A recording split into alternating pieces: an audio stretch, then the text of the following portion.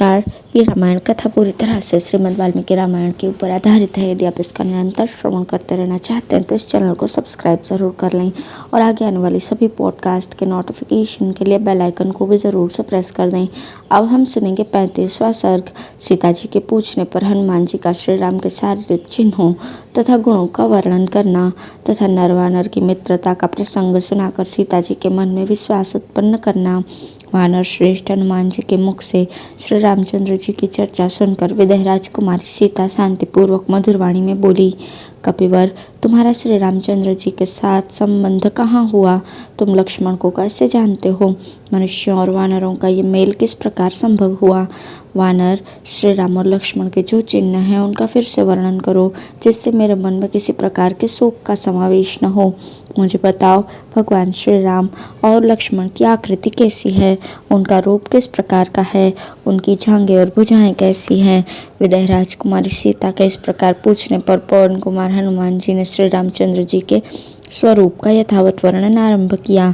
कमल के समान सुंदर नेत्रों वाली विदेह राजकुमारी, आप अपने पतिदेव श्री राम के साथ देवर लक्ष्मण जी के शरीर के विषय में जानती हुई भी जो मुझसे पूछ रही हैं, ये मेरे लिए बड़े सौभाग्य की बात है। विशाल लोचने, श्री राम और लक्ष्मण के जिन जिन चिन्हों को मैंने लक्ष्य किया है उन्हें बताता हूँ, मुझसे सुनिए। जनक नंदिनी, श्री रामचंद्र जी के नेत्र प्रफुल्ल कमल दल के समान विशाल एवं सुंदर है। मुख पूर्णिमा के चंद्रमा के समान मनोहर है। वे जन्म काल से ही रूप और उदारता आदि गुणों से संपन्न है।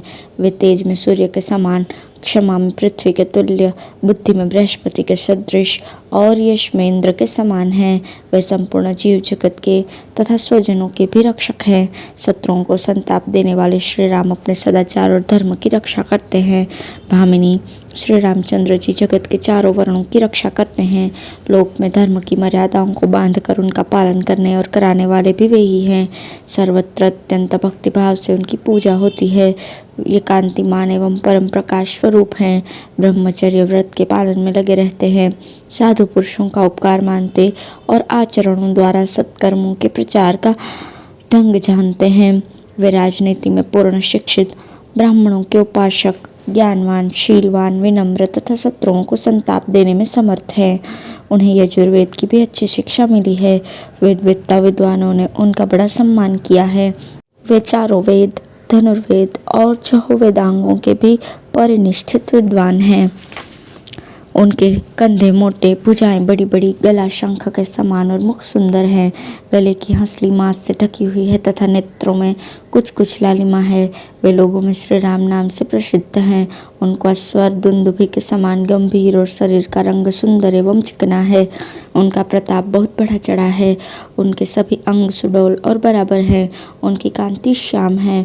उनके 3 अंग वक्षस्थल, कलाई और मुट्ठी स्थिर हैं। भौहें, भुजाएं और मेढ्रे, ये 3 अंग लंबे हैं। केशों का अग्रभाग, अंडकोश और घुटने, ये 3 समान बराबर हैं। वक्षस्थल, नाभि के किनारे का भाग और उदर, ये तीनों उभरे हुए हैं। नेत्रों के कोने, नख और हाथ पैर के तलवे, ये 3 लाल हैं। शिश्न के अग्रभाग, दोनों पैरों की रेखाएं और सिर के बाल, ये 3 चिकने हैं तथा स्वर, चाल और नाभि, ये 3 गंभीर हैं। उनके उदर तथा गले में 3 रेखाएं हैं। तलवों के मध्य भाग, पैरों की रेखाएं और स्तनों के अग्रभाग, ये 3 धंसे हुए हैं। गला, पीठ तथा दोनों पिंडलियां, ये 4 अंग छोटे हैं। मस्तक में 3 भंवरे हैं। पैरों के अंगूठे के नीचे तथा ललाट में 4-4 रेखाएं हैं। वे 4 हाथ ऊंचे हैं। उनके कपोल, भुजाएं, जांघें और घुटने, ये 4 अंग बराबर हैं। शरीर में जो 2-2 की संख्या में 14 अंग होते हैं, वे भी उनके परस्पर सम हैं। उनकी चारों कोनों की चारों दाढ़ें शास्त्रीय लक्षणों से युक्त हैं। वे सिंह, बाघ, हाथी और सांड, इन 4 के समान 4 प्रकार की गति से चलते हैं। उनके ओठ, ठोड़ी और नासिका सभी प्रशस्त हैं। केश, नेत्र, दांत, त्वचा और पैर के तलवे, इन 5 अंगों में स्निग्धता भरी हैं। दोनों भुजाएं, दोनों जांघें, दोनों पिंडलियां, हाथ और पैरों की उंगलियां, ये 8 अंग उत्तम लक्षणों से संपन्न हैं। उनके नेत्र, मुख, विवर, मुखमंडल, जिह्वा, ओठ, तालु, स्तन, नाक, हाथ और पैर, ये 10 अंग कमल के समान है।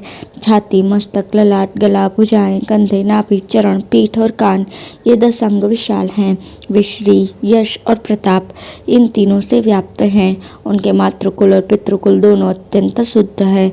पार्श्वभाग, उदर, वक्षस्थल, नासिका, कंधे और ललाट, ये 6 अंग ऊंचे हैं। केश, नख, लोम, त्वचा, अंगुलियों के पोर, शेषन, बुद्धि और दृष्टि आदि 9 सूक्ष्म हैं तथा वे श्री रघुनाथ जी पूर्वाह्न, मध्याह्न और अपराह्न इन 3 कालों द्वारा क्रमशः धर्म, अर्थ और काम का अनुष्ठान करते हैं। श्री रामचंद्र जी सत्य धर्म के अनुष्ठान में संलग्न, श्री संपन्न, न्याय संगत, धन का संग्रह और प्रजा पर अनुग्रह करने में तत्पर, देश और काल के विभाग को समझने वाले तथा सब लोगों से प्रिय वचन बोलने वाले हैं। उनके सौतेले भाई सुमित्रा कुमार लक्ष्मण भी बड़े तेजस्वी हैं। अनुराग, रूप और सद्गुणों की दृष्टि से भी वे श्री रामचंद्र जी के ही समान हैं। उन दोनों भाइयों में अंतर इतना ही है कि लक्ष्मण के शरीर की कांति सुवर्ण के समान गौर है और महायशस्वी श्री रामचंद्र जी का विग्रह श्याम सुंदर है। वे दोनों नरश्रेष्ठ आपके दर्शन के लिए उत्कंठित होकर सारी पृथ्वी पर आपकी ही खोज करते हुए हम लोगों से मिले थे। आपको ही ढूंढने के लिए पृथ्वी पर विचरते हुए उन दोनों भाइयों ने वानर राज सुग्रीव का साक्षात्कार किया, जो अपने ज्येष्ठ भ्राता के द्वारा राज्य से उतार दिए गए थे।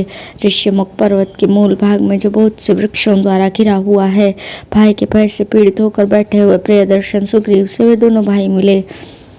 उन दिनों जिन्हें बड़े भाई ने राज्य से उतार दिया था, उन सत्य प्रतिज्ञ वानर राज सुग्रीव की सेवा में हम सब लोग रहा करते थे।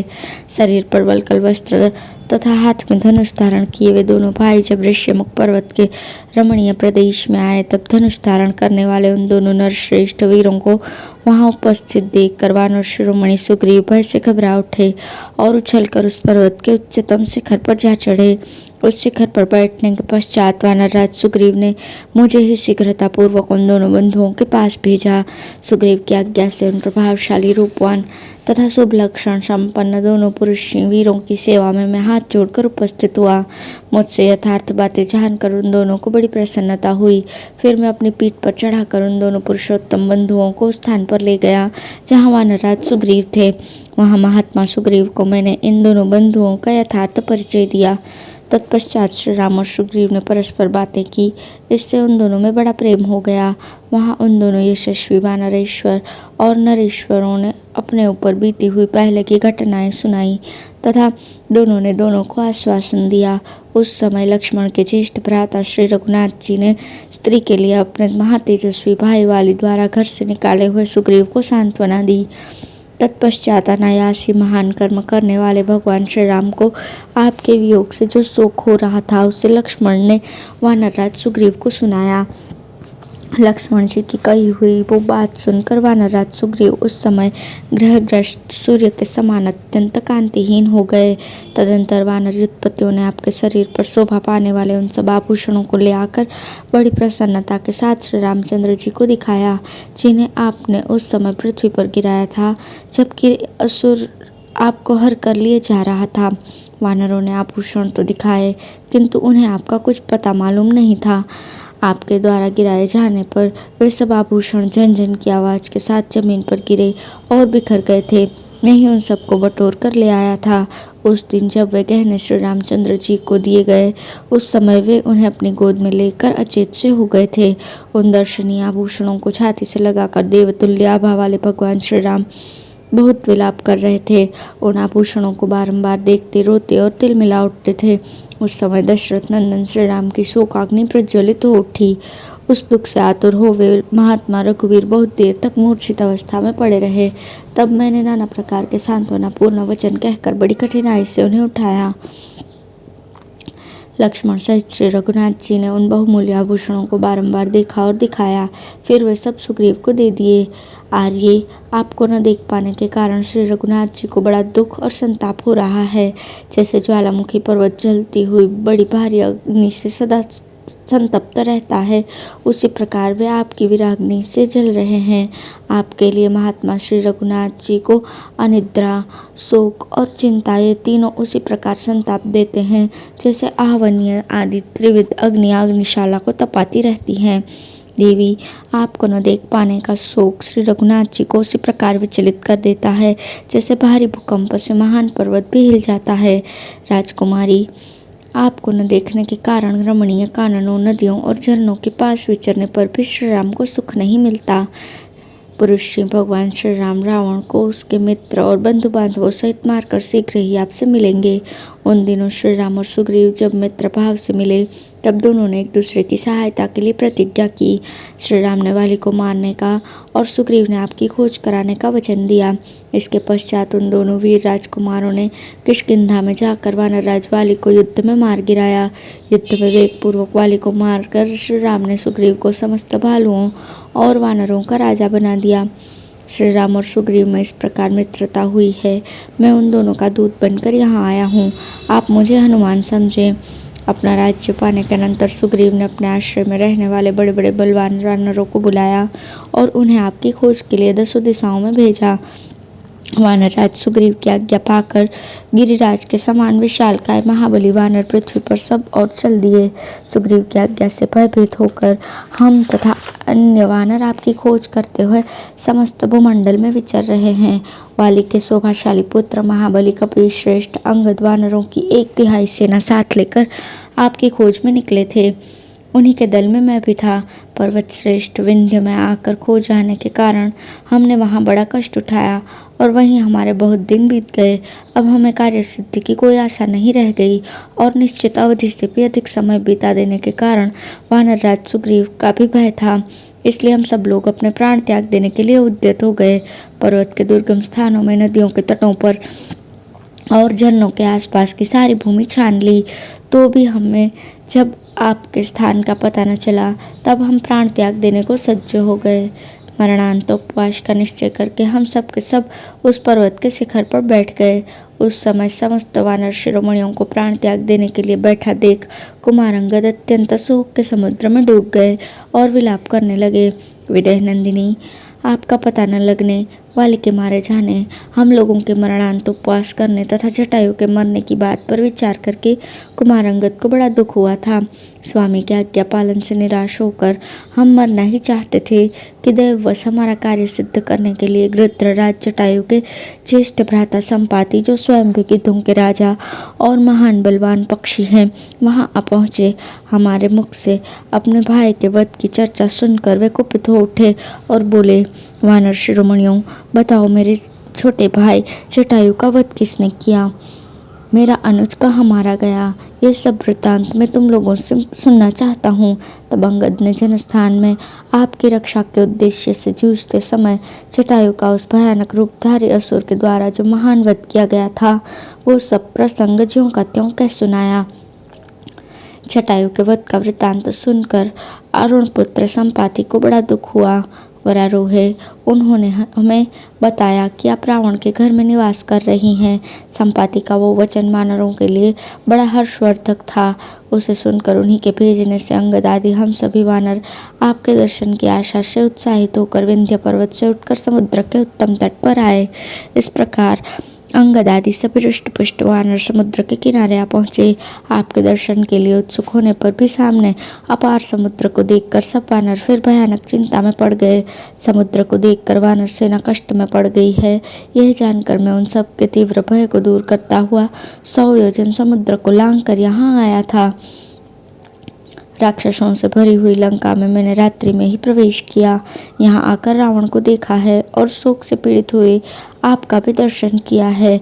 सती शिरोमणि, ये सारा वृत्तांत मैंने ठीक ठीक आपके सामने रखा है। मैं दशरथ नंदन श्री राम का दूत हूँ, अतः आप मुझसे बात कीजिए। मैंने श्री रामचंद्र जी के कार्य की सिद्धि के लिए ही ये सारा उद्योग किया है और आपके दर्शन के निमित्त मैं यहाँ आया हूँ। आप मुझे सुग्रीव का मंत्री तथा वायु देवता का पुत्र हनुमान समझें। आपके पतिदेव समस्त शस्त्रधारियों में श्रेष्ठ काकुस्थ कुलभूषण श्री रामचंद्र जी सकुशल हैं तथा बड़े भाई की सेवा में संलग्न रहने वाले शुभ लक्षण लक्ष्मण भी प्रसन्न है।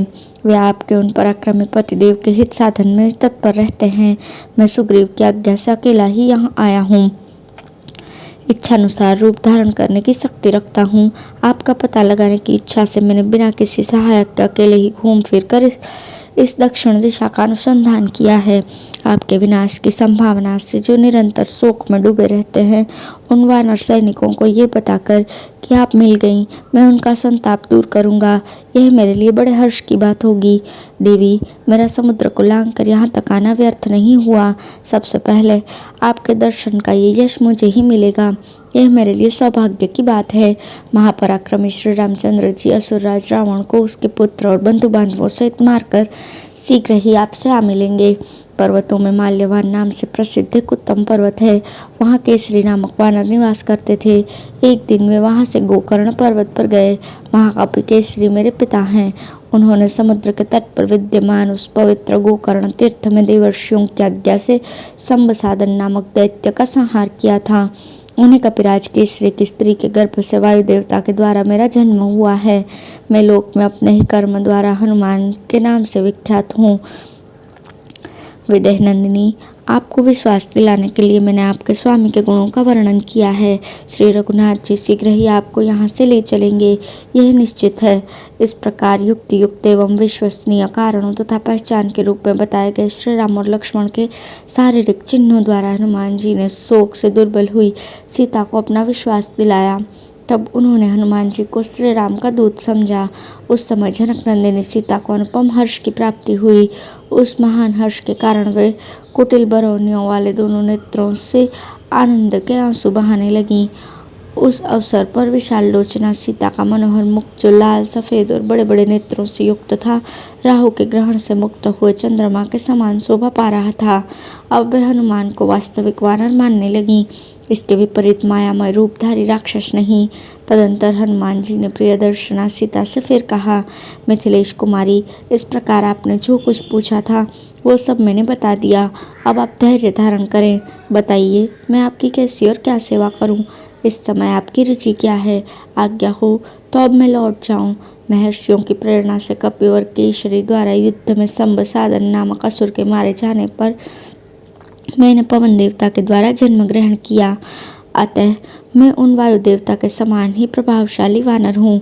इस प्रकार श्री वाल्मीकि निर्मित आर्ष रामायण आदि काव्यों के सुंदरकांड में 35वां सर्ग पूर्ण हुआ। धन्यवाद।